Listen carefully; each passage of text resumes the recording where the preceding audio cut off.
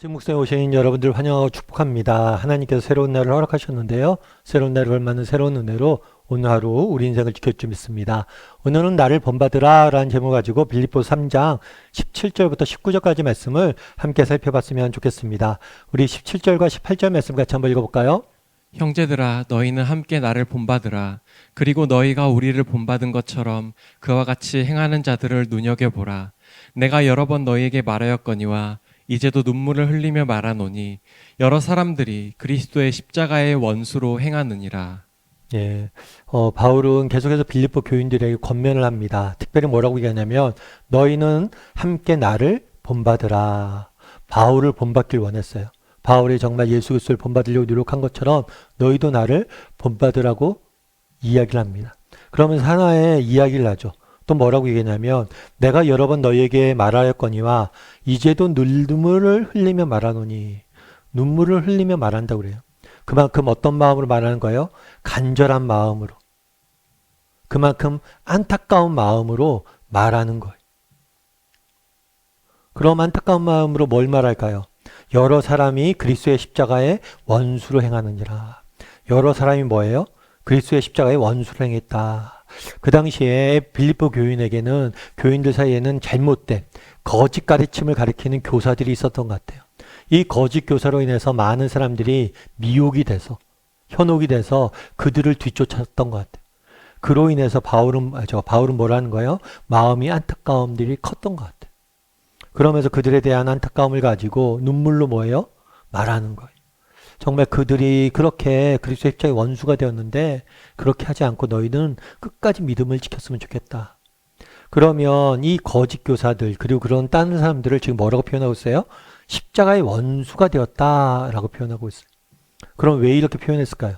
그 당시 거짓 교사들 중에서는 그런 사람들이 있었어요. 뭘 강조하냐면 율법을 강조하는 거예요. 율법. 그래서 율법을 지켜서 우리가 구원을 받을 수 있다. 다르게 말하면 인간의 힘과 노력으로 우리가 선을 이루고 하나님의 의에 도달할 수 있다고 가르친 거예요. 결국에 율법을 강조한 건 뭐냐면 인간의 힘과 능력을 의지해서 구원을 받을 수 있다고 가르친 거죠. 다르게 그렇게 생각하면 뭐가 필요 없는 거예요? 그리스도의 십자가가 필요 없는 거예요. 왜요? 그리스도의 십자가는 결국에 뭐예요? 우리 스스로 구원받을 수 없기 때문에 십자가의 은혜로 구원받는 거거든요. 그래서 율법을 강조함으로 결국에 율법을 강조하다 보면 뭘 폐기하게 되는 거예요? 그리스도의 십자가를 폐기하게 되는 거예요. 그래서 십자가의 원수다라고 이야기한 거예요. 그리고 또한 한 가지는 이런 율법을 강조하는 움직임이 있었고요. 또 다른 한 가지는 뭐냐면 이제 또 한 가지는 뭐냐면 도덕을 폐기하는 거예요. 그러니까 뭐냐면 이런 거죠. 이제 우리가 구원받았다는 거예요. 이제 구원받았으니까 이제 죄를 지어줘도 괜찮다는 거예요. 이미 용서받았기 때문에 죄를 지어도 괜찮다고 가리키는 경우들이 있었어요. 이건 역시 뭐예요? 십자가를 뭐라는 거예요? 원수로 만드는 거예요. 그리스도께서 우리를 위해서 십자가에 돌아가셨잖아요. 왜 십자가에 죽으셨어요? 죄와 사망에서 우리를 구원하시기 위해서 우리 십자가에 돌아가셨잖아요. 그렇다면 우리는 뭘 해야 돼요? 그 구원을 받은 자로서 이제 뭘 해야 돼요? 죄와 싸워 이겨야죠. 이제 다시 죄를 짓지 말아야죠. 그런데 한쪽에서는 정말 율법으로 우리의 힘과 능력으로 구원받을 수 있다고 가르치고 한쪽에서는 이제 우리가 십자가에서 은혜로 구원받았으니까 우리 마음대로 살아도 된다. 죄를 져도 된다라고 가르쳤던 거예요. 그건 역시 뭐예요? 십자가의 원수가 되는 길이라는 거예요. 그래서 우리가 늘 이 죄의 문제에 있어서는 양극단을 조심해야 됩니다. 그러면서 경고를 하고 있는 거죠. 스스로 구원받을 수 없음을 인정하고 또 뿐만 아니라 구원받은 자처럼 우리는 살아야 된다라는 것을 강조하고 있는 거예요. 근데 오늘 본문에서 앞부분에 이러잖아요. 형제들아 너희는 함께 나를 본받으라 라고 얘기합니다. 나를 본받으라. 참 바울은 그랬던 것 같아요. 사람들에게 이것이 옳습니다. 그러니까 이런 길로 가야 됩니다. 이렇게 말하지 않았어요. 나를 본받으라. 단순히 이렇게 살라라고 말로만 하는 사람이 아니었어요. 내가 그리스도를 본받은 것처럼 너희도 나를 본받으라. 나를 보고 배우라라는 거예요. 사실 그렇죠. 이렇게 해야 된다 저렇게 해야 된다. 말하긴 쉽잖아요. 자녀 교육 이렇게 해야지 저렇게 해야지. 말하긴 쉽잖아요. 근데 정말 그 말하는 대로 살기가 쉽나요? 쉽지 않아요. 그러면 정말 우리가 모든 사람들이 자녀 교육 잘했겠죠. 모든 사람들이 잘 살았겠죠.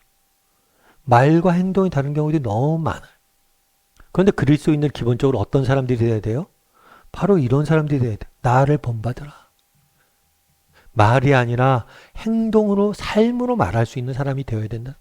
바울은 어떤 사람이냐면 입으로 사는 사람이 아니라, 말로 사는 사람이 아니라 정말 행동으로, 삶으로 말하는 사람이었어요. 그럼 우리는 어떠냐는 거예요. 정말 우리는 바울처럼 나를 본받으라 라고 말할 수 있는 사람이에요. 여러분 저를 본받으십시오 라고 말할 수 있는 사람이에요. 참 저도 이거는 쉽진 않은 것 같아요. 쉽지 않죠. 사실 행동보다 말이 앞서는 게 인간이니까. 예전에 저는 이제 개척하기 전에 이제 옥하는 목사님 모시고 이렇게 사역을 했었는데요. 옥 목사님 한 번은 강남역에 나가서 홀로 전도지를 나눠준 적이 있었어요. 그래갖고 나중에 이제 그 이야기를 하시면서 그런 얘기를 했대요. 강남역에 와서 전도지를 돌리는데 야 전도지 돌리는 게 쉬운 일이 아니라고. 그러면서 전도지 돌리고 전도하시는 분들 대단하다고 이렇게 이야기하더라고요. 그 목사님이 왜 그러면 갑자기 강남역에 나가서 전도지를 돌렸냐. 그 당시 가을 되면 늘 대각선 전도 집회를 했었거든요. 대각선 전도 집회가 되니까 본인이 이제 설교 강단에 서서 사람들이 그런 거잖아요. 아, 전도해야 됩니다. 이렇게 이야기하는데 자기 주변에 내가 이렇게 전도해야 됩니다 얘기했으니까 자기도 전도를 해야 되는데 목사이다 보니까 주변에 믿는 사람밖에 없는 거예요. 믿지 않는 사람을 만날 수가 없는 거예요. 그러다 보니까 길거리에 나가서 사람들 붙잡고 그냥 전도지를 돌렸다고 그러더라고요. 참 그 모습, 그 이야기 하시면서 하는 모습 하실 때 참 도전이 되더라고요. 뭐 그 당시에 사나이 교회가 수만 명 모이던 교회였고 뭐 본인이 전도 안 해도 별 상관도 없죠. 그런데 내가 정말 전도하자고 이야기하는데 사람들이 이야기하는데 내가 전도 안 하면 되겠냐.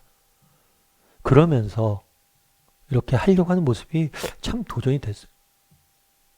여러분 그날의 바울은 뭐라고 이야기합니까? 나를 본받으라는 거예요. 나를 본받으라. 정말 우리도 이렇게 말할 수 있는 사람이 되었으면 좋겠어요. 우리의 삶이 말하는 사람이 되었으면 좋겠어요. 참 저는 뭐 종종 말씀드리지만 저희 어머님, 삶이 말하는 사람 중에 한 명이 저희 어머님이라고 전 생각을 해요. 제가 늘 봐왔던 어머니의 모습은 뭐냐면 새벽 아침 일찍 일어나서 기도하는 모습이 늘 기억이 나거든요. 새벽에 뭐 물을 마시겠다거나 뭐 화장실 갈 일이 있어서 깨보면 늘 부엌 한쪽 구석에서 기도하는 어머님의 모습을 보거든요. 사실 저희 어머님이 저희한테 기도해야 된다, 뭐라 해야 된다 이런 말씀도 많이 하셨죠. 그런데 어머님이 하셨던 기도해야 된다라는 말씀은 제게 기억나지 않아요. 그런데 기도하는 모습은 제게 기억에 남아있어요. 참 우리도 그런 사람이 되었으면 좋겠어요. 나를 본받으라. 우리의 삶의 모습이 사람들에게 말하는 사람이 되었으면 좋겠어요. 참 저 사람을 보면 정말 화평이 뭔지 알 수 있어. 저 사람이 보면 온유가 뭔지 알 수 있어.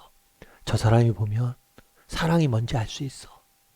그래서 정말 말이 아니라 우리의 삶이, 우리의 삶의 모습이 정말 사람들에게 메시지를 전할 줄 아는 저나 여러분이 되기를 주님의 이름으로 소원합니다.